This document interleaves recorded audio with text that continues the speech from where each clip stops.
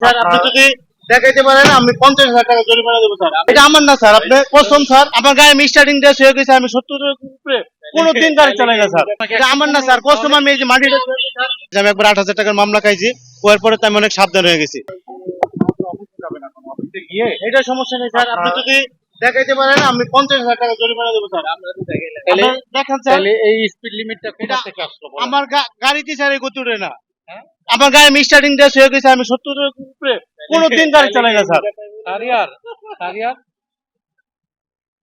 এই গাড়িতে 100 এর উপরে স্পিডই ওঠে না। আপনি যদি দেখাইতে পারেন স্যার, আমি বলি আপনি যা এই যে দেখাইলাম, এটা আমার না স্যার, আপনি কসম স্যার, এটা হ্যাঁ স্যার, আপনি আপনি আমারে যা বলবেন আমি দেখেন, আপনি যদি দেখাইতে পারেন আপনি আমারে যা জরিমানা করবেন আমি আশ্চর্য, এই যে দেখাইলাম তো আপনাকে। এটা আমার না স্যার, কসম, আমি এই যে মাটিটা আমি আরে কোথাও এই 70 উপরে গাড়ি চালাই না স্যার, আমি ঢাকা সিটিতে গাড়ি চালাই।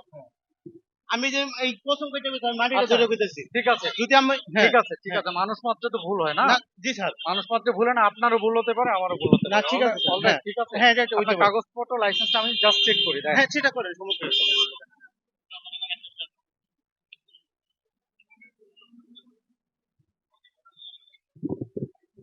সুপ্রিয় দর্শক, আপনারা দেখছেন আসলে যেহেতু চালককে থামানো হয়েছে ওভার স্পিডিং এর জন্য, চালক কিন্তু কোনোভাবে মানতে রাজি না।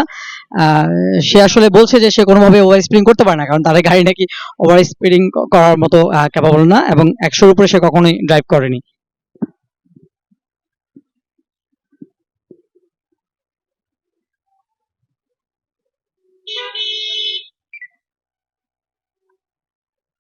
বের করুন স্যার।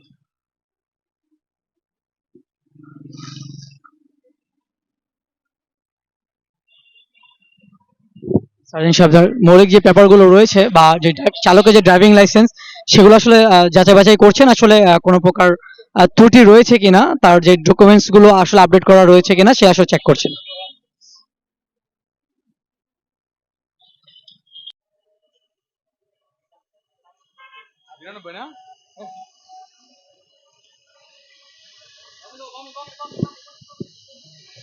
সুপ্রিয় দর্শক, আরো একটি গাড়ি কিন্তু আসলে আটক করা হয়েছে ওভার স্পিডিং এর জন্য।